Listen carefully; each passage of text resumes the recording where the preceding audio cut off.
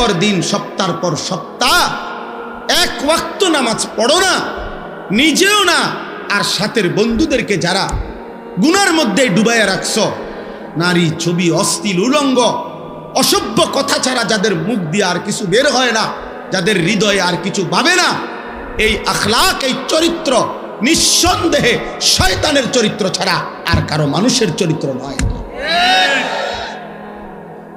শয়তান যদি দেখতে মন চায়, তোমারে দেখলেই চলবে, তোমার উপরে সওয়ার করে আছে শয়তান।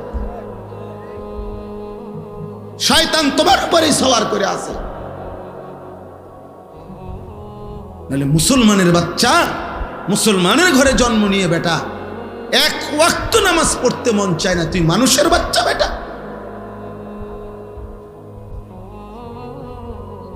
মানুষের বাচ্চা তুই বেটা, নাফরমান কোথাকার।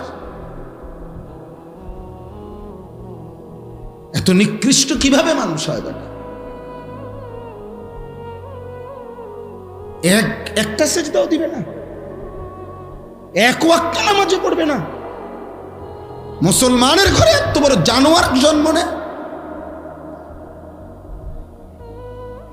আরে বাপ রে বাপ, এটা কি মানুষ? এটা ওরে তো পোস্টমর্টেম রিপোর্ট করা দরকার, ওরে দেখা দরকার। এটা শয়তানের আখলাক। 2 নম্বর শয়তানের বৈশিষ্ট্য হলো রাজিম। রাজিম মারদুদ, অভিশপ্ত, বিতাড়িত। বিতাড়িত কেমন বিতাড়িত? ছেলেরা বুঝবা, তুমিও বুঝবা। ইসলামী শরীয়তে কোনো বিবাহিত পুরুষ এবং নারী যদি জিনা করে, যেটাকে আমাদের সমাজে পরকীয়া বলে, মানে জিনা যদি করে, বিবাহিত পুরুষ কোনো অন্য নিজের স্ত্রীকে বাদ দিয়ে অন্য মহিলার সাথে জিনা করে, বিবাহিত মহিলা যদি নিজের স্বামীকে বাদ দিয়ে অন্য পুরুষের সাথে জিনা করে, এই পাপের শাস্তি হলো রজম, পাথর মারা। পাথর, এটারে আরবিতে কোরআনের ভাষায় বলে, ইসলামের ভাষায় বলে রজম, পাথর মারা। আল্লাহর বিধান, তারে পাথর মারতে মারতে হত্যা করো। এই জন্য রাজিম বলা হয় এমন মারদুদ যে পাথর মারার উপযুক্ত। 1 বছর হজ্জের সফরে 3 দিন লাগাতার হাজি সাহেবরা মিনায় এই শয়তানকে পাথর মারে।